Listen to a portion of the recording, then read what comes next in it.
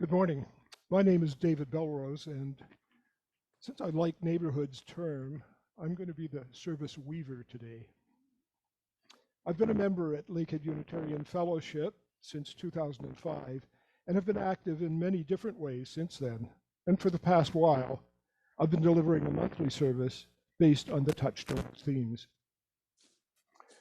I would remind those of you on Zoom to please remain muted except when invited to speak and in breakout rooms.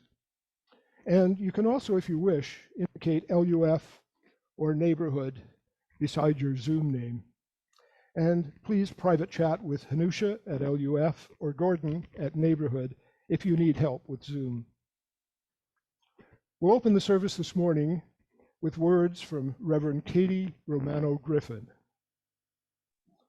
Come, let us enter this space of hope and community. Come, let us enter this space with our sorrows, our joys, our passion and compassion. Come, let us enter this space with the stories of our ancestors, for their strength and wisdom beats in our hearts. Come into this space, present to the beloved companions beside us. Come into this space, mindful that together we are building a future for other generations. Come into this space and let us worship. Now, our opening music this morning is hymn number 123, Spirit of Life. I'll invite you all to rise in body or spirit as we join Diane Potts in singing this hymn. We'll go through it twice, and Diane will play a brief intro to it.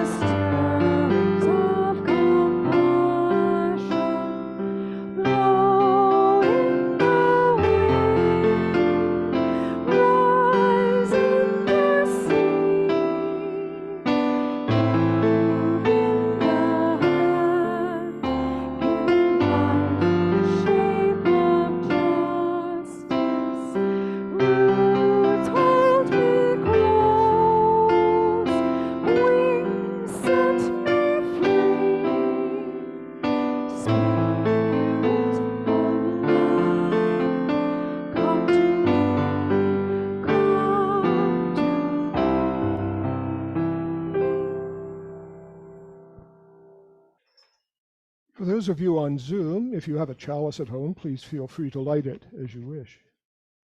And I will light our chalice here at LUF while the neighborhood chalice is lit by Dave Renzetti. And I share these words from Reverend Dillman Baker Sorrells. For holy days on which we recall the old stories, we light the flame.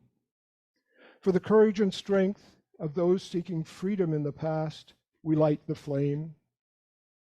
For that which reminds us that love is our greatest challenge, we light the flame. For gathering today in these sacred spaces, we light the flame. For the opportunity to remember the past, to plan for our future, to be alive in our present, we light this flame.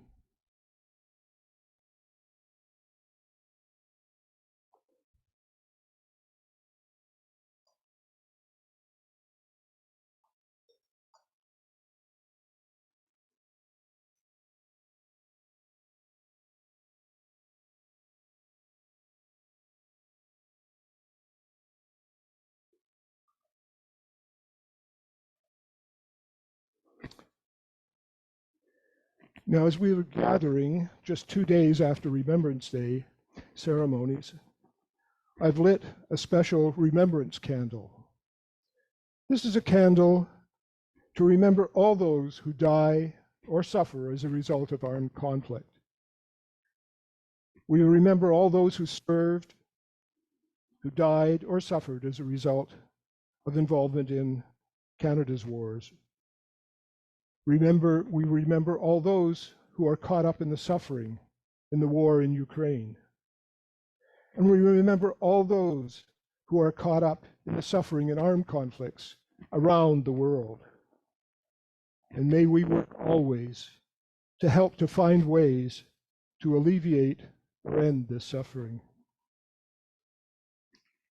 Now, also on the altar is a bouquet of red poppies provided by Hanusha.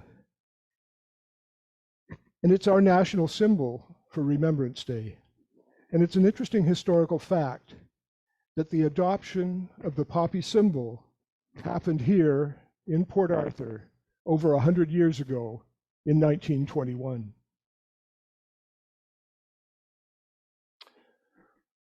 Welcome to Lakehead Unitarian Fellowship for this Sunday service, guided by our mission to grow in spirit, nurture inclusive relationships, and act for a just and sustainable world. I do want to offer a special welcome to our friends from Neighborhood Unitarian Universalist Congregation in Toronto.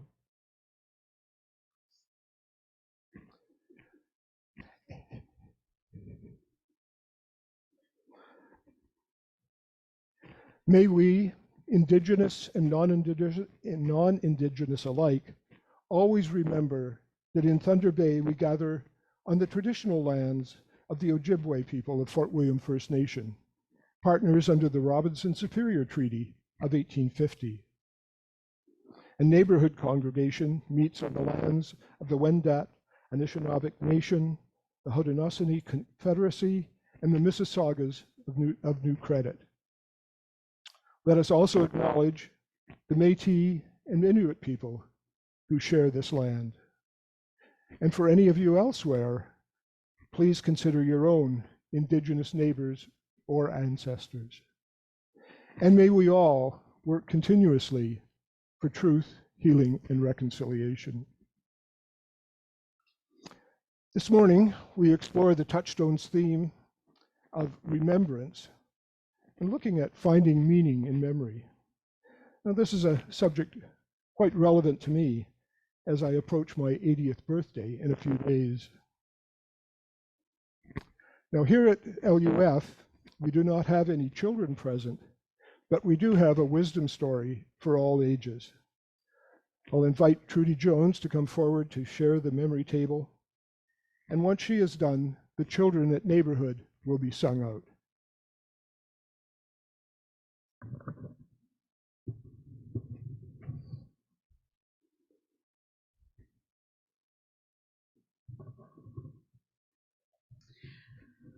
Seven-year-old Stephen dragged his backpack down the unfamiliar pathway to his new house. School was over for the day, but Stephen was not looking forward to going home. Stephen felt lonely and sad. Everywhere he had been all week was new. He did not recognize faces at his new school. The new house did not greet him in the same way as the old house. Standing in the front hallway, Stephen looked up and saw his mom coming forward to give him a home hug. Home hugs at the door were his mom's specialty. Stephen felt the familiar warmth and love as his mom hugged him. He smiled up at her and forgot his sadness as he said, "I sure hope that's peanut butter cookies I smell." "That is a super nose you have there, young man," his mother answered. In the kitchen, Stephen stopped and stared. Everything was put away, and by the window was their very own kitchen table. This rough pine table had been in his kitchen as long as he could remember. Around the table were 4 chairs with thick legs and padded seat covers with chickens on them. Stephen walked to the table and saw the red permanent marker spot from when he was 2 years old and started to draw without paper. At the end of the table, there stood a napkin holder he made in crafts at camp day, and the funny chicken salt and pepper shakers from his grandmother's house. In front of the salt and pepper shakers was the stained glass chalice he made at his old church. Right in the middle of the table was a hollow spot from the marble slab his mom used for cutting out Christmas cookies. And next to the hollow was a huge plate of his favorite peanut butter cookies. Stephen smiled as he sat down. His mom came over to the table with 2 glasses of cold milk and sat down with him at her usual spot. "I know you've been sad, Stephen. You are missing all the old things and exhausted by all the new things. How are you feeling now?" asked his mom.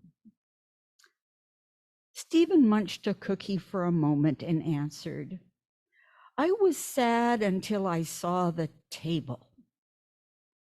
"What did the table do to make you feel better?" asked his mom. "I started thinking about all the things that happen at this table.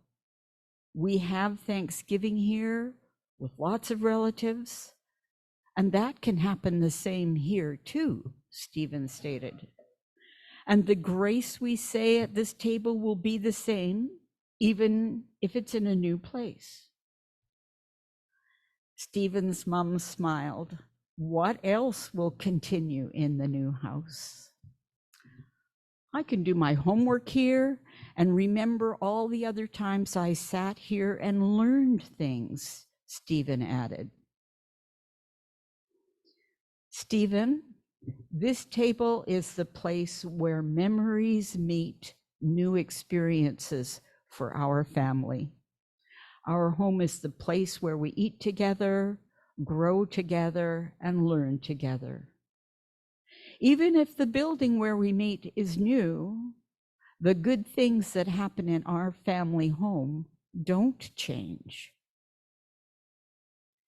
He had many old memories to bring along with him as he went into new places, and each new place would provide new experiences that would become memories.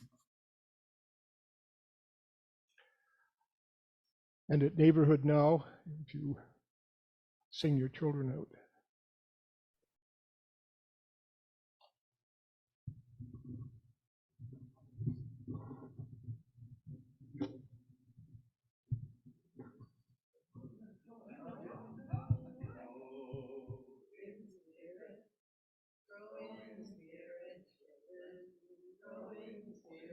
Children.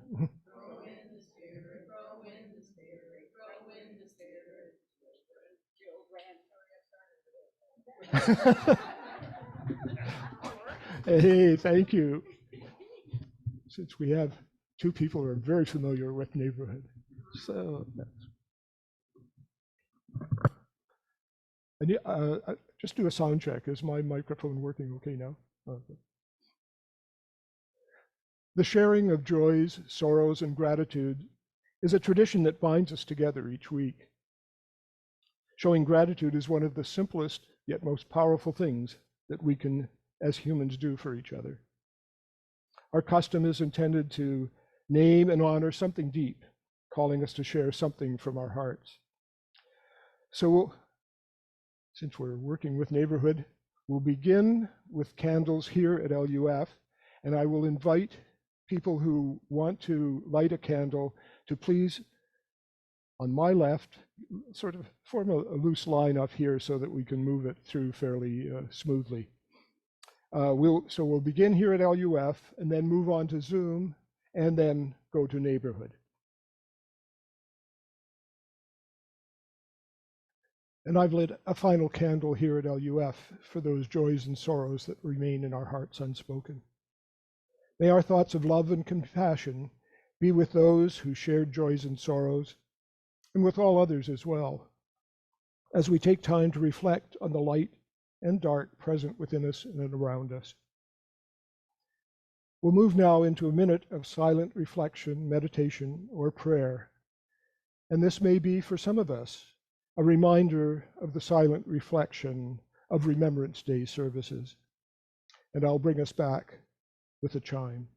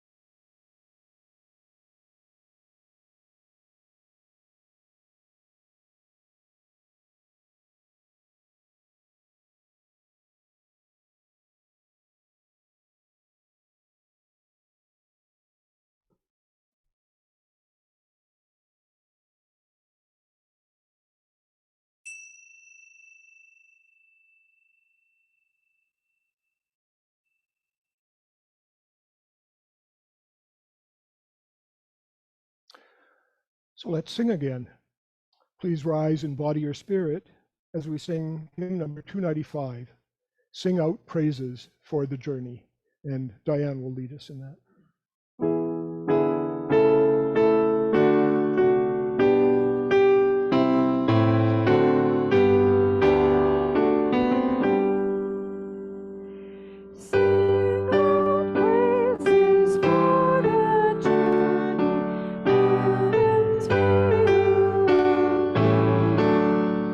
Searchers in the soul's deep yearning, I are for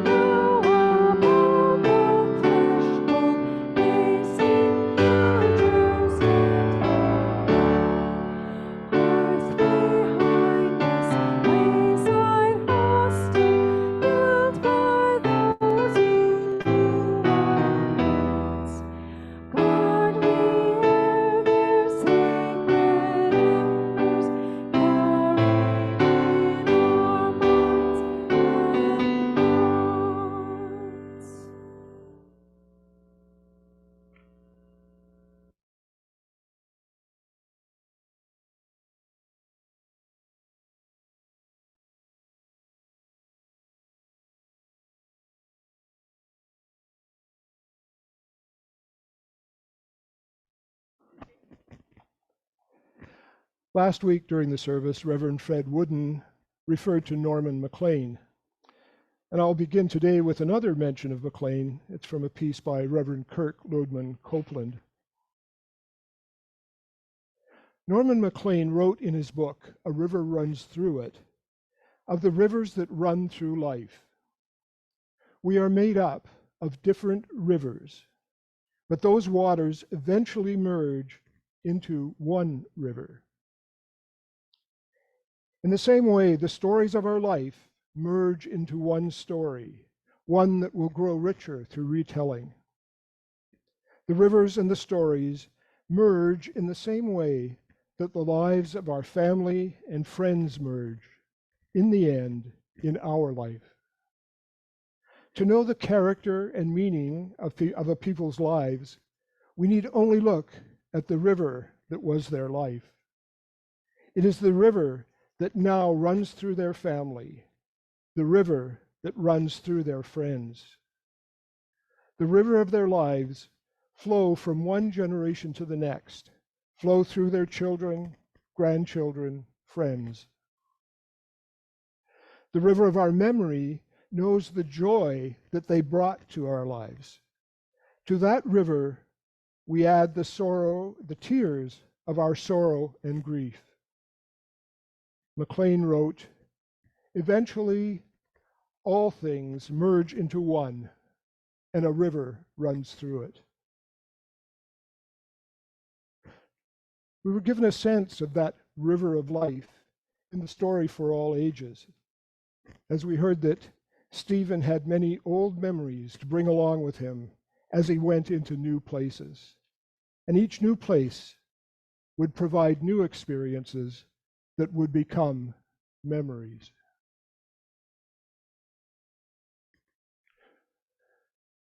Dr. Donna Rose Addis writes, memory is not just for remembering.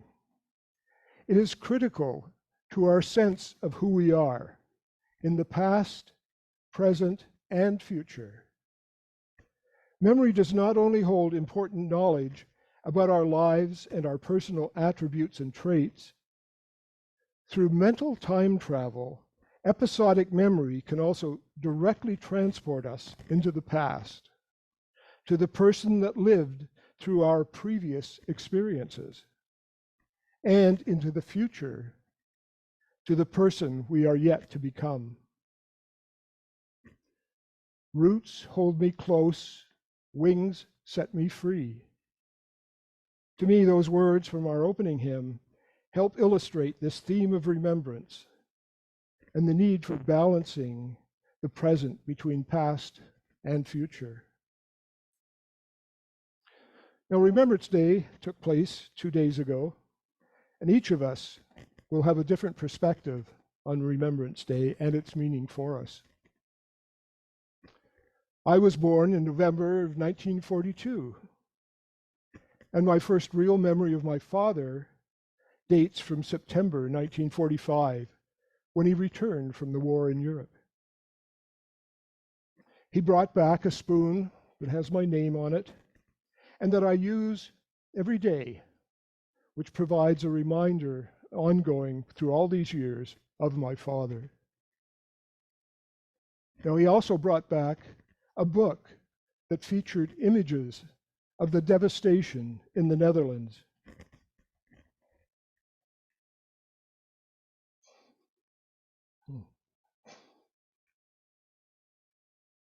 Okay, interesting. And these images have haunted my memory ever since, obviously right now even. And although it took many years for me to be fully aware of this, members of my family were deeply involved in the war effort. My father, 5 uncles, and 1 aunt served in the armed forces.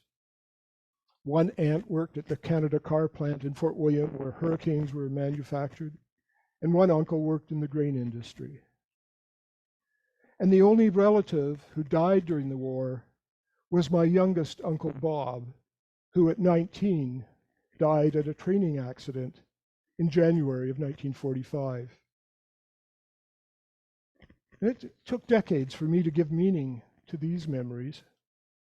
though they may help explain my involvement in Air Cadets and the Canadian Army. So remembrance has different meanings for all of us.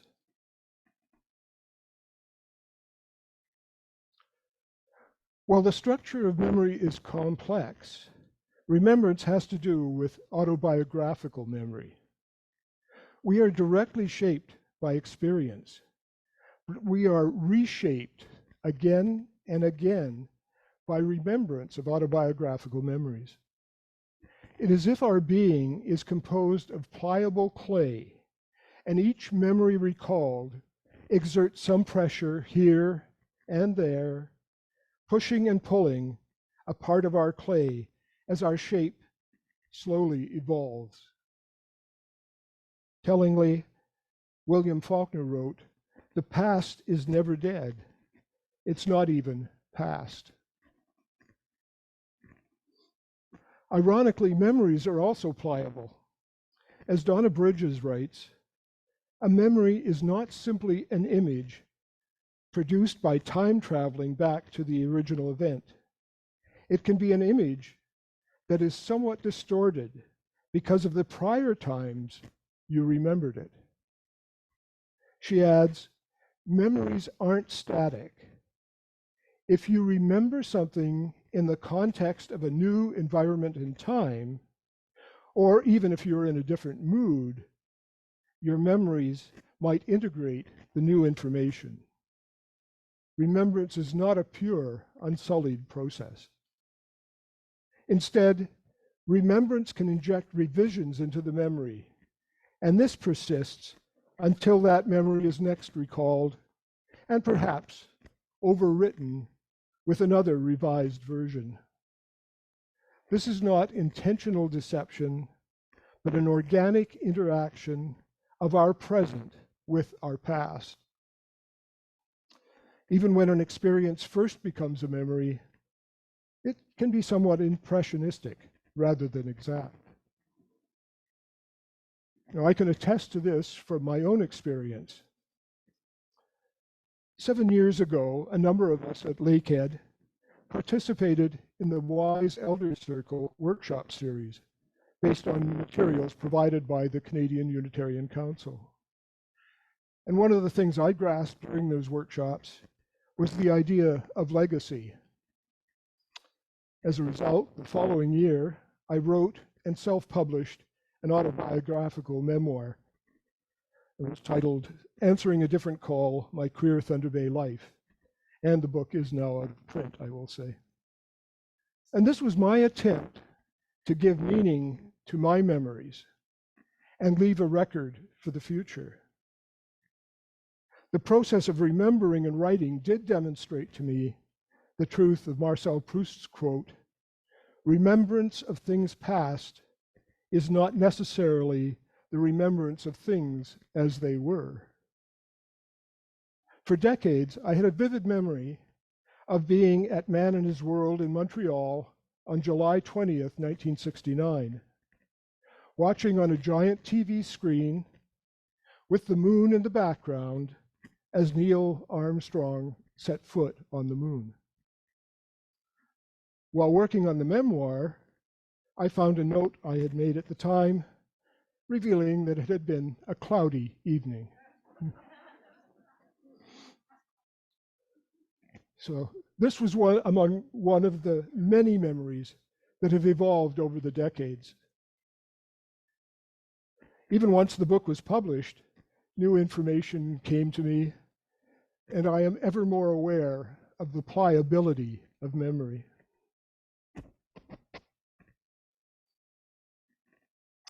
Oliver Sacks suggests that every act of perception is to some degree an act of creation, and every act of memory is to some degree an act of imagination.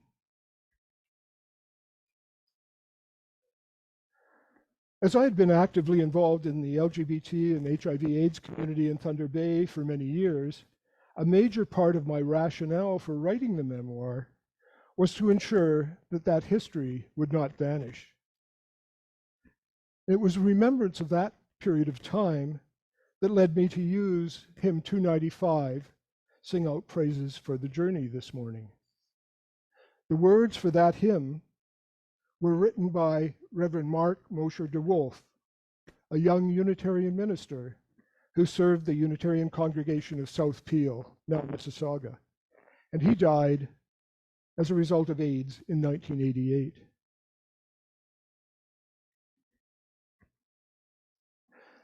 Susan Orlean shares some words that resonate with me about the experience of memoir.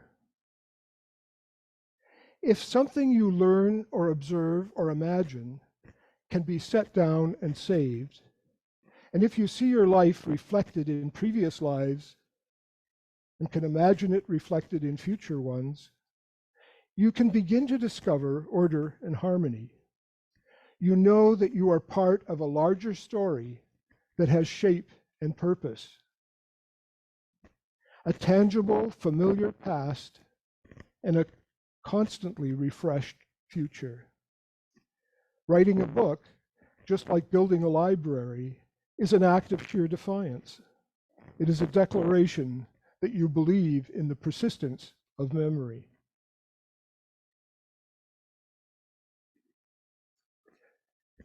According to Robin Fivish, stories are central to our world. We form our families, our communities, and our nations through our stories.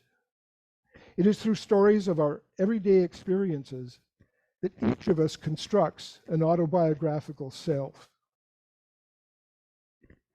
a narrative identity that confers a sense of coherence and meaning to our individual lives.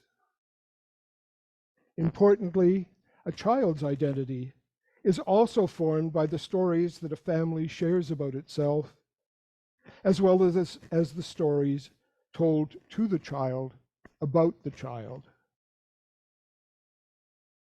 And Kevin Hull writes, memory plays an important part of identity formation and creating a positive sense of self. As a child develops and has experiences, there is a part of the brain that creates a story from these experiences, and over time, a sense of self develops. Autobiographical memory, he notes, is quite important because it helps us guide future behavior, form and maintain a social network, create a continuous sense of self, and cope with negative emotions and experiences. Remembrance within families is crucial to a family's identity and health. The same is true of communities, especially religious communities, where remembrance is conveyed through story, symbol, and ritual as part of the ongoing formation of religious identity. And this question of religious identity is explored in a piece called Faith and Theology, a theology of remembrance. A liberal theology of remembrance seeks to mediate the past in the context of the present in order to influence the future in life-affirming ways. Not only does it remember and challenge failings, it also lifts up guiding principles and abiding commitments, as well as instances of courage, sacrifice, compassion, and other acts that can serve as exemplars going forward. UU theologian James Luther Adams wrote in 1993, "The first sign of a civilization is a discriminating remembrance of things past, a community of memory." Adams continued, "The memory of a community or of a person is an extremely important aspect of its spiritual life. It is only through a disciplined memory of the past that one can judge properly the present and play one's own part rightly. In churches, we accept this truth: by their fruits ye shall know them, shall you know them. But we also accept the truth: by their roots shall you know them. Roots point to the importance of the past, and fruit to the importance of the future. Remembrance is the tree trunk that connects the two. A theology of remembrance is concerned with a free and responsible search for truth and meaning. It asks hard and uncomfortable questions and holds history up to ongoing scrutiny.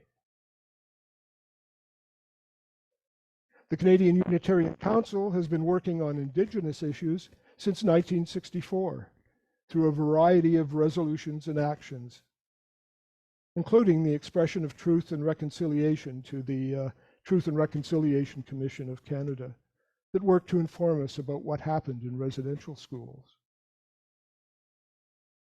The Unitarian Universalist Association launched its decades-long work involving anti-racism at the General Assembly in Calgary, Alberta in 1992.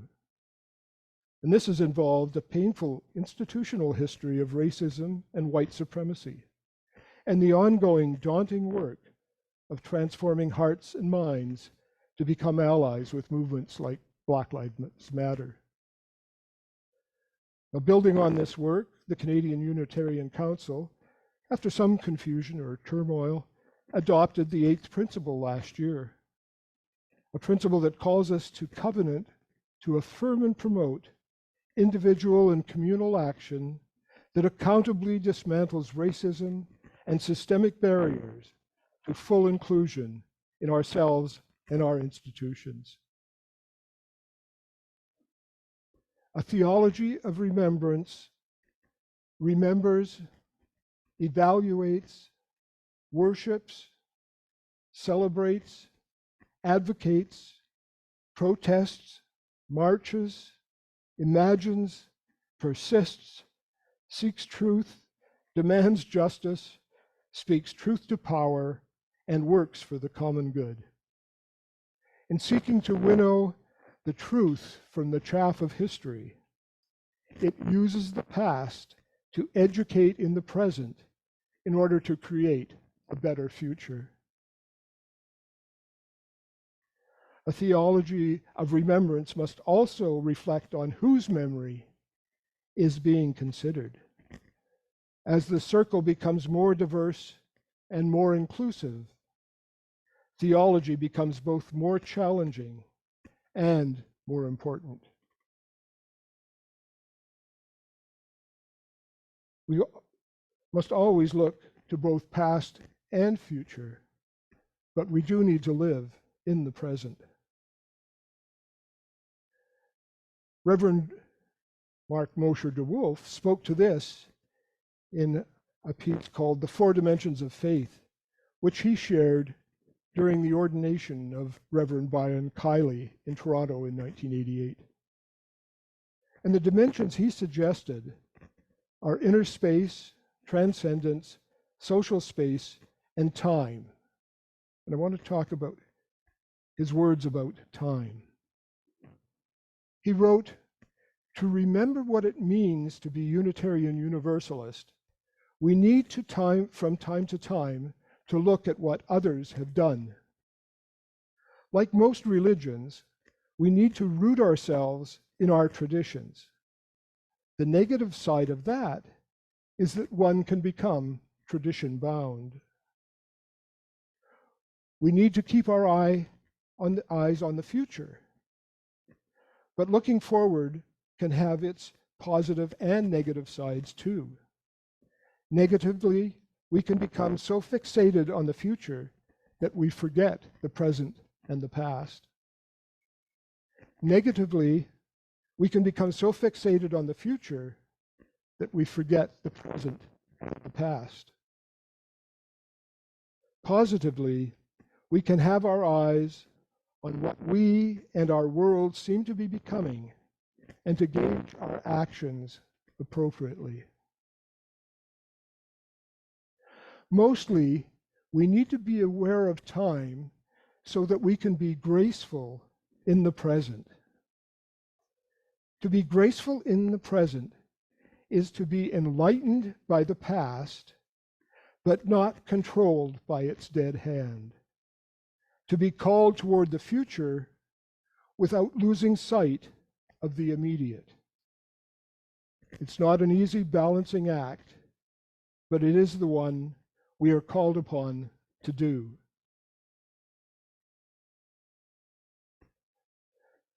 This morning, we've looked at memory, meaning, and remembrance. And I will close the talk this morning with some words from the conclusion of my own memoir. I'll quote myself. A basic teaching of Buddhism is impermanence. In the course of writing about my life, the truth of this has been made abundantly clear. So much has changed in my life and in the world around me that I have learned the only way to contentment is to live fully in the present.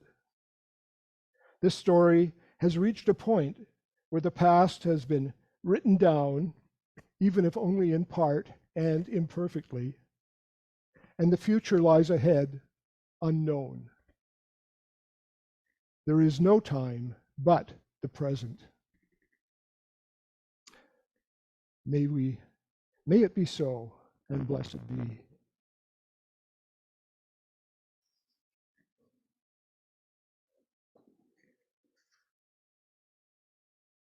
So I think it's time to sing again. Let's do hymn number 324, Where My Free Spirit Onward Leads. And I must say, this is a hymn that speaks very directly to me. So let's rise in body and spirit. Hymn 324. Diane.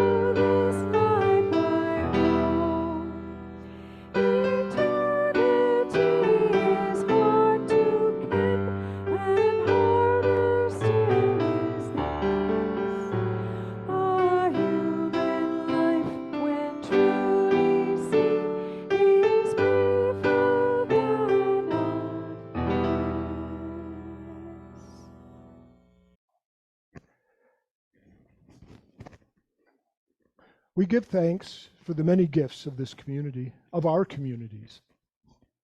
We thank those who continue to safeguard our spiritual communities by continuing to send in pledges and offerings, as well as offering time and talent. You can check our LUFE updates or make donations online through our website. And there is an offering basket at the welcome table here at LUF. For those of you at Neighborhood are doing your own offering collection, and so thank you to everyone for continuing to share your gifts. And once Neighborhood has completed its collection, well, actually, Diane will play a little while the collection is being taken. And once it's done, we'll join in singing one that we used to use all the time at LUF, Hymn 402, From You I Receive.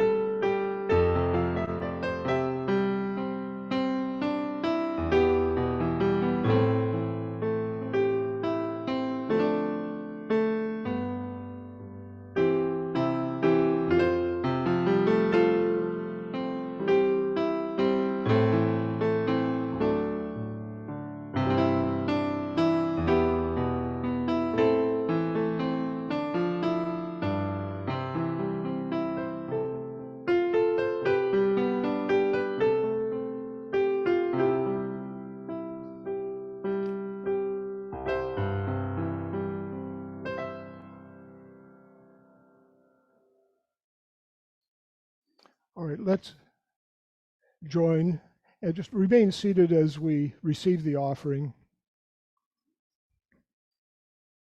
From you I receive, to you I give, together we share, and by this we live. From you I receive, to you I give, together we share, and by this we live.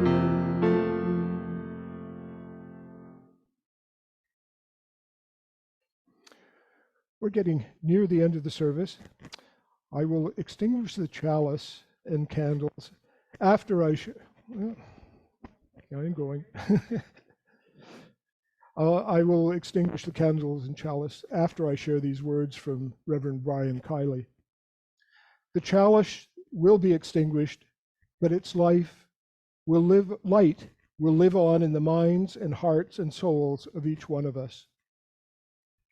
Let us carry that flame with us as we leave this space and share it with those that we know, with those we love, and most especially with those we have yet to meet. I think it's time now for our closing hymn, which I think speaks powerfully to the theme of remembrance and memory as we remember and celebrate who we are. Hymn number 1051, We Are. Let's rise, and as soon as we have it, we'll all work on extinguishing the candles. Okay. Next one.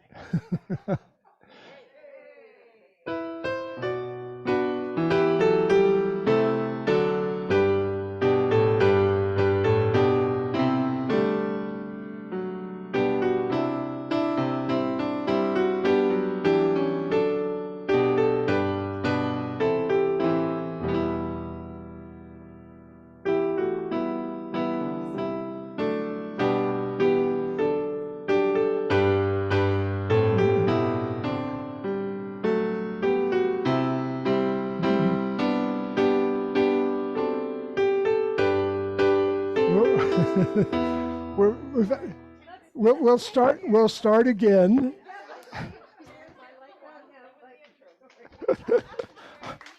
Our free spirit is onward leading.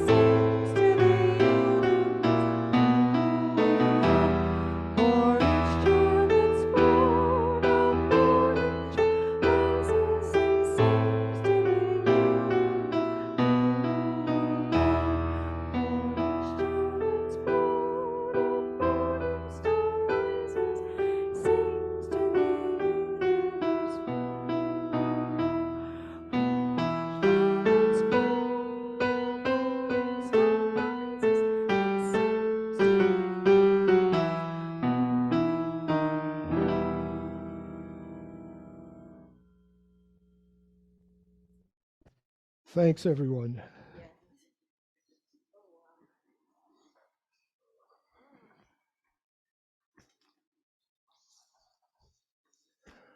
Our closing words this morning are from Reverend Priscilla Murdoch. Let us be mindful of the enduring bond that keeps us together.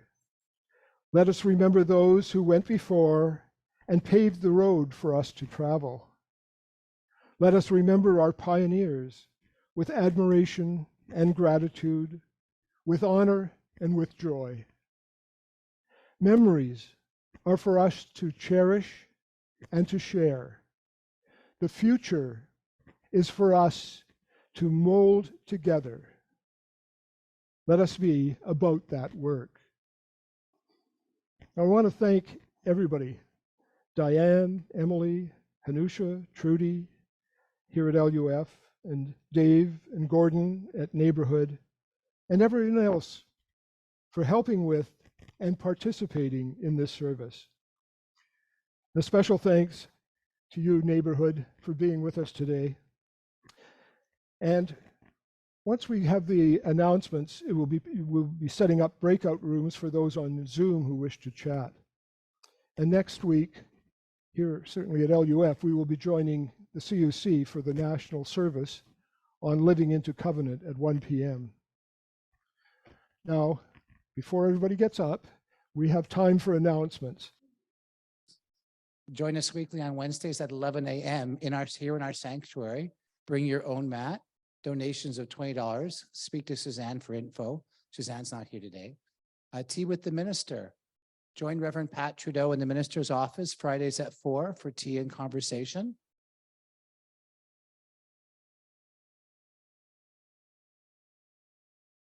The Neighborhood Gallery. The current show, Coping COVID Creations, comes down today.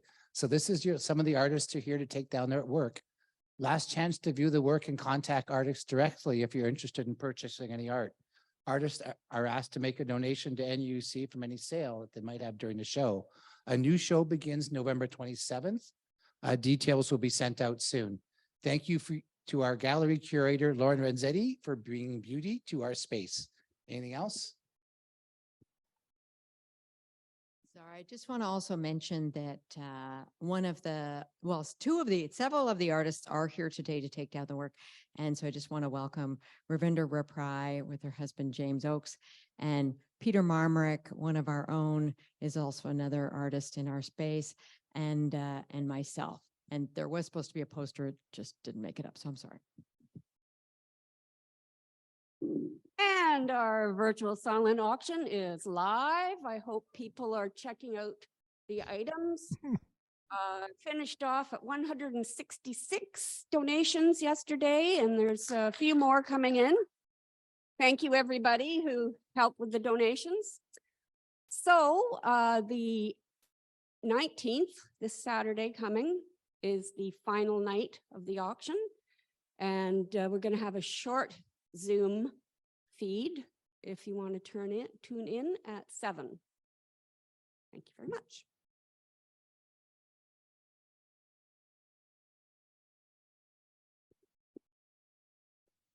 A circle singing workshop in the style of Bobby Ferrin with Jane Lewis, Monday, November 14th, 7 to 9 p.m. Masks are required for that. You will be guided to sing and explore your voice in a non-judgmental singing circle. Through the process, you'll practice listening and memory skills, melody, harmony, rhythm, and body percussion. All levels of singers are welcome. The leaders will be improvising, and you will have the option to do some improvising of your own, or you can simply follow along with others. Our Whole Lives, Unitarian Universalist Lifespan Sexuality Education.